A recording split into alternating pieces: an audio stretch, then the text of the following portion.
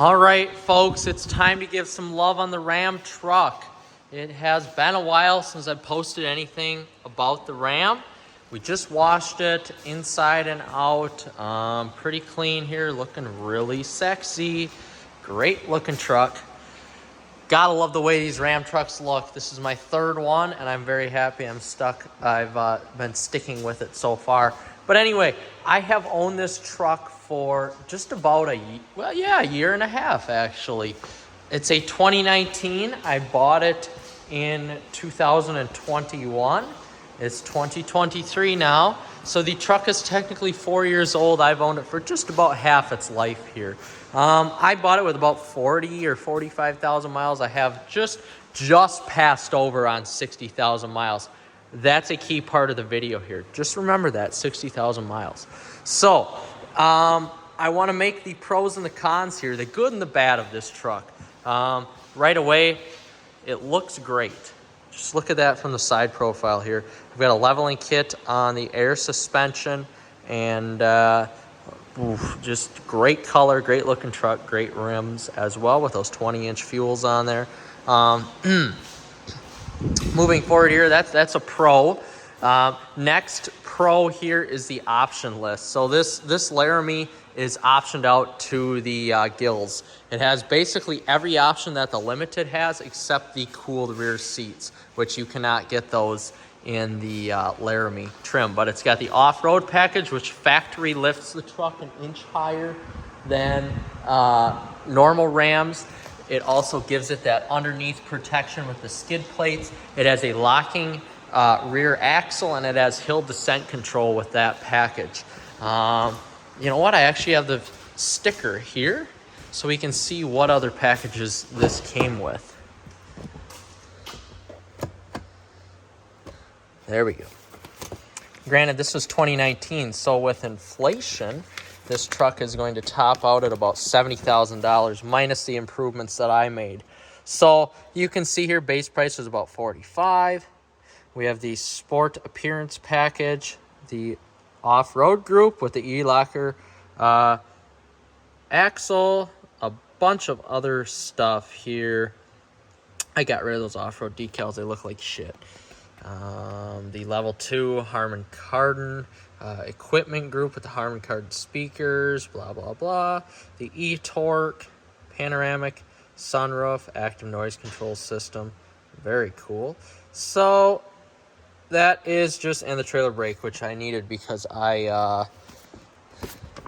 this is wrong. That is wrong. I just have to tell you that right now. But anyway, I needed something that could tow as well because I tow a lot of stuff for my business here. But anyway, so you can see this thing is loaded up with every option available for this model year. It's got the air suspension as well in there. I'm going to move to the con here. I'm not a huge... Okay, so pros and cons. I've had issues with this truck, and I should be clear. I want to get those issues out of the way first with some of this update. So I just had this happen today, and every winter that I've owned this, I've had issues with the air suspension. You know, I woke up, it's 9 below this morning. My truck sits in the garage in the summertime, but not in the wintertime because I don't want to drive. What I had before was a Genesis, and now I have that Mercedes, that E550. I don't want to drive that in the wintertime. I have a garage for it at home, but the garage isn't heated. So I don't want to store those vehicles in the garage at home where it's not heated. So I want to store my newer Ram truck out there. But I've been noticing I've been having a few issues with the air suspension, and that started last winter. So when I was towing a large load like my skid steer, and I went to take the trailer off, it wouldn't, the tow hitch wouldn't release from the ball. So, or I should say the tongue wouldn't release from the ball. So I would lower the truck into entry-exit mode with the trailer on, but the back end of the truck would stay up. And the front end would lower into entry-exit mode. And when I was driving really slow with it, the front end would not go up. Eventually, just because of the safety protocols in the truck, the front end did raise up to normal mode. But sometimes that doesn't happen. My truck will stay lower. So that's kind of the issue I've had with the air suspension. Also, when I put the truck into off-road mode, I have some issues with it staying in off-road mode until you go above the exceeded speed limit for that. Then it lowers back down to normal. But the air suspension is great for the load leveling, or if you have stuff in the back of your truck, like brick or whatever. Sometimes I haul a lot of sand or I haul a lot of brick for the business in the back of the truck. So it automatically load levels the truck no matter how much weight you have back there, which is sick. But would I buy this again? It depends. If I was leasing the truck, yes, I would, because everything's covered under warranty. If I was buying a truck again, I would honestly try to stay away from the air suspension. I don't give a shit how the truck rides. It's a fucking truck. So it's not a huge deal. But with that being said, I like on my previous gen Ram, I had the four-corner the four-corner independent suspension. It was great. Everything was great about it. You didn't have to worry about it. It was just your typical coil-over suspension. But the only problem was when you were to tow heavy stuff or when you had a load in the back, of course, the rear end would squat. But you know what? I will gladly take that over someday having probably to have to replace these airbags here. And that's going to be a pricey replacement. I don't have an extended warranty on this. I may get one, I'm not sure. I plan on keeping this truck for quite a long time because after I get rid of this car here, I want to upgrade to my sports car. I want to buy a sports car.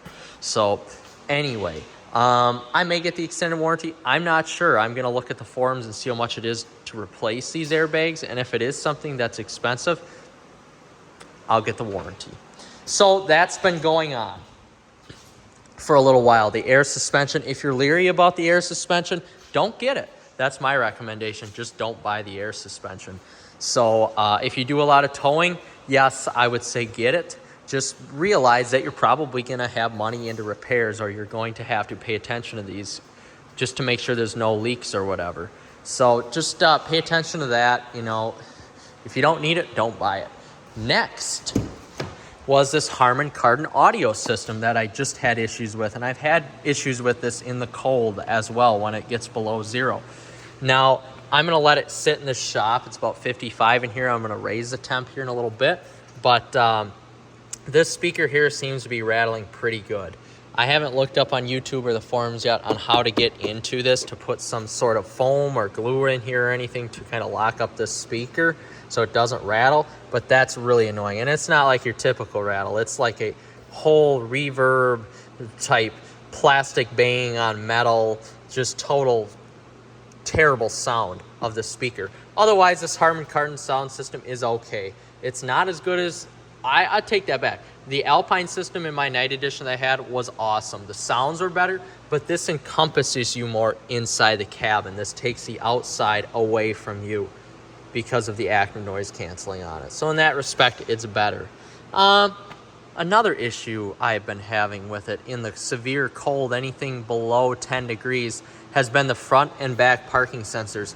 Even when this truck is fully clean, like it is right now, and I drive it home tonight, when I get up tomorrow morning and I go to the gym, the front and back are just going to, well, the front is going to beep severely like you're going to run into a wall, and then it'll just say, please wipe off front sensors inactive. The back, what that will do is it'll essentially be like there is snow on there, or dirt or snow or whatever. So it says, please wipe off rear park sense wipers, and then eventually it'll just turn itself off just for safety. So those are some of the issues I've had, but I'll tell you the truth, most everybody is going to have issues with their parking sensors. These things are so damn touchy when it comes to cold that, you know, even though I didn't have any issues in my night edition, I am having issues with this now. And I know a lot of other people with different vehicles have had issues with those parking sensors as well. So that's another thing to keep in mind. When I bought the truck, I did have to get some warranty work done because I do have this extended warranty. Or the certified pre-owned warranty. I did have to have some system updates done on the Uconnect because I didn't feel like the sound was as good as it needed to be in here, especially with 19 speakers. So I got that done. That cost me like $100, but overall I saved a ton of money because of the certified pre-owned. Next, I'm trying to think here. Oh, yes, next. Occasionally, and this will happen once in a blue moon, something to do with the vibration assist underneath the bottom of the truck. So you can see, hopefully, there. Any of you who have a upgraded Bighorn or one of these Laramies or Limiteds, there are like little canisters there. You can see. Yes, so that's like a little canister right there, and that's supposed to reduce the vibration on the chassis. So it's more like that active noise canceling. It's part of that feature. It's part of the active noise canceling feature on the truck. So I had that pop up once in a blue moon, so I took it to the dealer. They couldn't repeat the code, so I just said, screw it, I'm not gonna look into it anymore. But that dash light, that'll come up on the infotainment system once in a while. Although I haven't had any problems with the Uconnect system itself. It's just been with, numerous things that may be caused by electrical issues or whatever. More or less, it's just basically the issues I've had wrong with this truck have been with electrical issues, and this air suspension thing is kind of freaking me out a little bit, since it's a lot of money to replace. But those have kind of been the biggest issues with it. Otherwise, drivetrain wise, it's a 5.7 liter Hemi. It's great. I haven't had and won't have any issues with that. That engine is bulletproof. I stand by that. This is my third Hemi, fourth Hemi in the family. So yeah, there's no issues with that. That's a live and die engine right there. So going with some pros, you know what? Let's stick with one more con. So one more con. I don't think the interior is as nice as it could be for a $65,000 to $70,000 truck. It's pretty. It's honestly, in some respects, it's nicer than the Durango, which is also a $65,000 to $70,000 vehicle, and in some respects, it's just not as nice. There's hard plastic in places where there shouldn't be hard plastic. And let's just put it like that. I mean, Dodge, I should say Stellantis does get a lot of shit for their build quality of the interior. And I can completely understand that. I mean, there is a lot of hard plastic in here. It's thoughtfully designed at least. But I truthfully thought my Night Edition was a better interior than this interior here. Not necessarily in design, but in materials used. But again, this is not the top trim. This is a Laramie, so this is right below the Limited. That Night Edition could be optioned out to be the equivalent of the Limited, and that's what my truck was. It was the equivalent of a Limited. So in some respects, this is a lower trim than that Night Edition, although it has a boatload more of features. Everything else has been pretty good. Another gripe I have here, sometimes this tailgate doesn't open because of this Mopar cover. Like, you press this and it should open. Like, I should just pull on it like that. You can tell I'm pulling on it. It doesn't open. So that's kind of a gripe I have as well. Otherwise, that's about it I have for cons. You just have to watch out for the electrical issues on these trucks and the air suspension. Those are kind of the biggest things. And it seems like the more options you check on the build list, the more problems you're going to have. I know a few of my friends have Bighorns in this model year, and they don't have as many issues as I have. And that just seems to be because of the more options. You're just going to have to pay more for repairs. Some of the pros here are the interior space. This truck is huge. I mean, really huge. This is one of the biggest interiors in a truck I've ever seen besides a mega cab, even in any vehicle for that matter, first and second row. It's one of the largest interiors I've seen ever. So that's pretty cool there. And again, going back to some of the touches here are great. Some of them are really soft touch and they're really nice. This does have heated rear seats, which is a must. The seats are damn comfortable. I will give them that. I wish the bolstering was better, but the seats are damn comfortable. So just pay attention to that when you're buying it. The overall driving experience, of course, for a truck is second to none. The sound is great. The driving experience, because of that 4-corner air suspension or even the coil suspension, is second to none. You're not going to get a truck that rides like this. That is for sure. Pros, again, giant sunroof. You don't get that with a GMC or a Silverado. Everything is very thoughtfully placed. This truck is the easiest truck to use, full stop, on the interior. Everything is thoughtfully placed out with that infotainment system.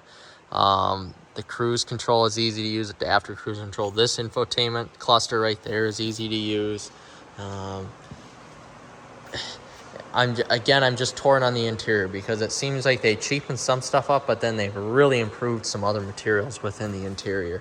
So just keep that in mind when you're looking for it. But what I really wanted to touch on with this video was just the issues that I've had over the course of the 4 years and 60,000 miles that this truck has been in existence. So just pay attention to the air suspension. Pay attention to the adaptive noise canceling system. Pay attention to your front and rear sensors too. I know a lot of us who have trucks, it is nice to have those sensors. So just keep that in mind when you're buying the truck. Otherwise, everything else on it has mechanically been sound. Very, very, very sound. So hopefully this update helps. It's been a year and a half since I've got the truck, so I just wanted to give this really brief, quick update here. I can go in depth and hours on this truck and how much I love the vehicle. So again, hopefully this helps you when you're purchasing a vehicle, whether it's a used truck or a new truck. They haven't changed this generation too much, barely at all. And I saw that they just released the EV concept. So we will see what happens in the history of this Ram truck.